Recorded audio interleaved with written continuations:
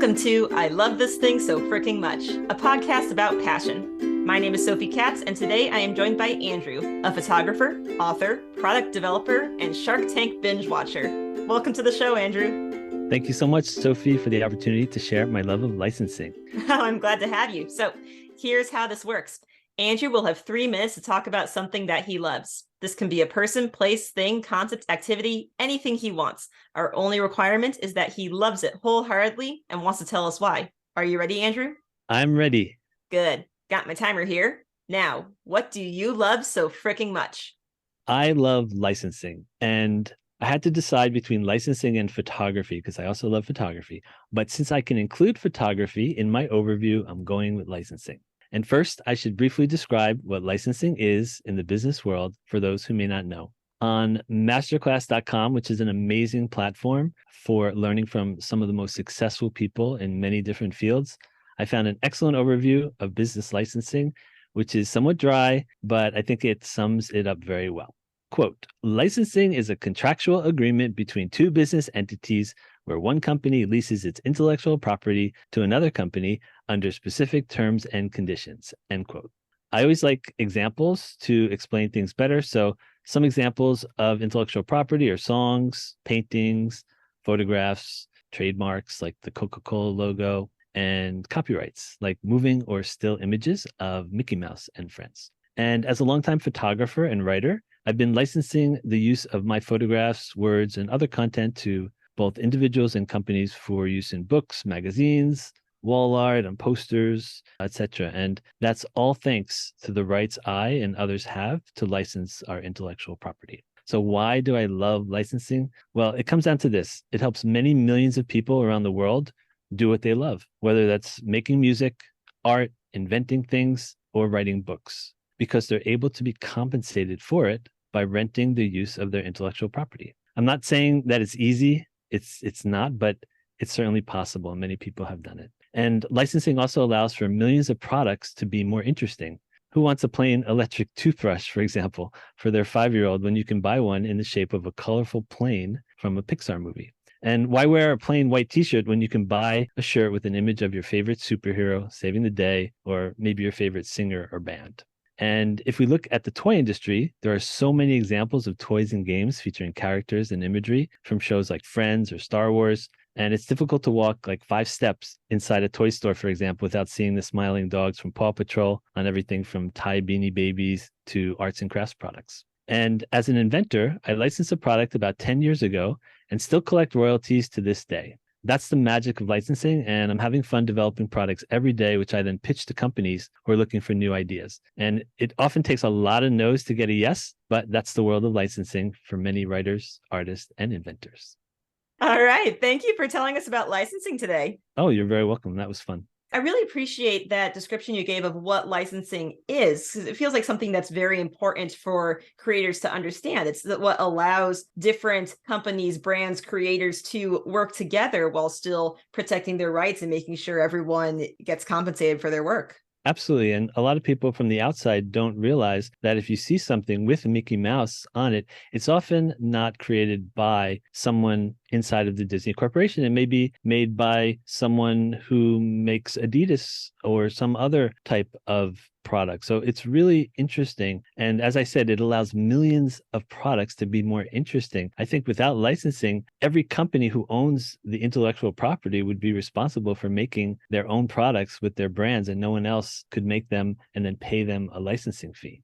That would indicate to me that we'd end up with a lot more t-shirts with different characters on them that didn't have to do with anything, but also maybe a lot fewer ones of characters that we recognized and liked already. Definitely. And you mentioned Shark Tank because I'm like an avid Shark Tank watcher. There was a recent episode and a company called Nashi Food Paint licensed these hand holdable, squeezable tubes made for kids. They put edible fruit inside of these tubes to make kids more interested in eating fruit. And on the side was a Crayola logo. So when you first look at it, you think that it's like paint inside. That's a perfect example of someone going out to a company and trying to help kids be more healthy. And Crayola said, okay, let's be a part of it. And obviously they get paid a percentage of sales, and usually something called a minimum guarantee. So how did you first learn what you needed to know about licensing? Probably because I'm a photographer, and very early in my career, I learned about licensing because I was working for a company, but a lot of the people who I spoke with were independent photographers, and they earned their money in two ways. One is when they did the actual job for a client, and then by licensing the right of, let's say, a picture of the Empire State Building, for example, they might get paid one day to do that, but then they may get paid for the next 10 years if it's used on billboards, on buses, etc., if they write the contract properly and get paid so that it's an ongoing royalty. In your experience as a photographer or as a writer, have there been any interesting or maybe surprising ways that people wanted to license your work to use? I've had a big honor of having one of my dog pictures of a Dalmatian used on a large poster for a very prestigious publishing company, and that was wonderful. Mm-hmm. But as far as like out of the ordinary uses for my product, either my inventions or my photographs, I can't think of one. Besides that example with Dalmatian, do any other opportunities stand out as particularly amazing?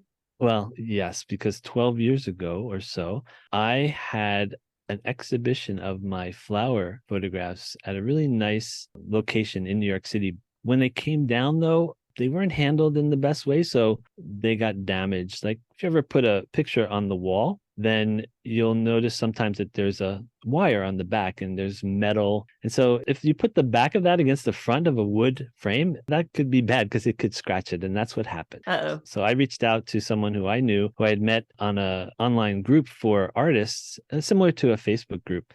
And I asked him, well, can you make me custom bubble bags for my prints? And his name is Mark Rogers. And he said, sure, let me try. So he did, and they worked. And I then worked with him to find a really nice heavyweight bubble that doesn't pop as much as you want to pop them. And then they're made in any size up to like 50 inches by 150 inches. And they can be made in quantities as few as one, and with or without a hook and loop Velcro type closure on the top. So that was 12 years ago, and they sold many, many thousands of them. It's helped so many people. And one thing that I'm really proud of is often artists would use rolls of bubble and tape. And when they get done with it, it often ends up being thrown away, which is such a waste of plastic. But in my case, I haven't heard of anyone throwing away the product, which is called the gallery pouch, because it's reusable and there's no reason to throw it away. It just protects it, and it opens, it closes just like an envelope. It sounds like licensing creates opportunities not only for collaboration, but innovation. Absolutely. In fact, that's how inventors often earn their income, because they go out there, whether they do a patent or not, they go out there and they pitch their product, and it's often a better product than what's on the market now. And they get paid a royalty through a contract, and hopefully for a long time. Hopefully it's not just something that's going to sell for 3 months, but that happens too. Mm-hmm. And so that's a really common thing. And I would encourage anyone who has a great idea to know that there is a system in place that would allow you to develop an idea and bring it to a company that's ethical, and they can then write up a contract so that you get paid a royalty on every sale that they make. Is there anything that you don't like about licensing? And if so, how do you handle that? The only thing I don't like, the patent system is very complicated and unfortunately not perfect. So it's not really the fault of licensing. It just happens to be that patenting happens to be very tied in with licensing. First of all, it's expensive for anyone to get a patent. Even if you do it yourself, it's still rather expensive. So that's the thing that I don't like about licensing if it requires a patent. However, there are other ways to really get a lot of social credit online, meaning a good URL can be very helpful. Some companies will then really like that if they license your product and like the name. Trademarks can be useful. They're not terribly expensive unless you need to be in many categories, which starts to get complicated. If you need to be on stationery and then you want to be on drinkware and you want to be et cetera, et cetera, et cetera, the cash register keeps ringing. So that's something to think about, but it's still often much less than the cost of patents. Plus, they're easier to understand. The average person can look at a trademark like the Coca-Cola logo and understand what that is. So it's easier than patents, which again, they're wonderful and they've done so much for our country and the world. It's just a very complicated situation for so many. Is there anywhere or any resources you would recommend that people go to be able to figure out how to do this so it doesn't seem so complicated? I think the main resource that I can share online, since there's just so much content, is to go to YouTube and to put in Invent Right TV. They have probably 1,000 videos now. Stephen Key and Andrew Krause are the two co-founders, and I learned a lot. In fact, I credit them with me having the courage to do my first licensing deal, all on their free content years ago. So that's if someone asked me for one link or one place to go, since it's so easy to go to YouTube on any device and put in Invent Right TV, and then you can put in patents, you can put in trademarks, you can put in toys, you can put in almost anything, and someone will be there, either Stephen, Andrew, or one of their guests, telling you in an ethical way, like how they did it. Andrew, thank you so much for telling us about something you love today. Well, thank you so much, Sophie. And thank you, our listeners, for tuning in today. If you would like to learn more about licensing or our guest, Andrew, you can find his social media information in the episode description. And before we go, Andrew would also like to share the following public service announcement. Thank you for this, Sophie. I found when I'm out on the road, at least 10 to 20% of the cars that go by have either one headlight missing or one tail light missing. And I just believe it's very dangerous, because if you're out and the second one goes out, then you could potentially hurt someone. So I came up with a hashtag called First Day Light Check.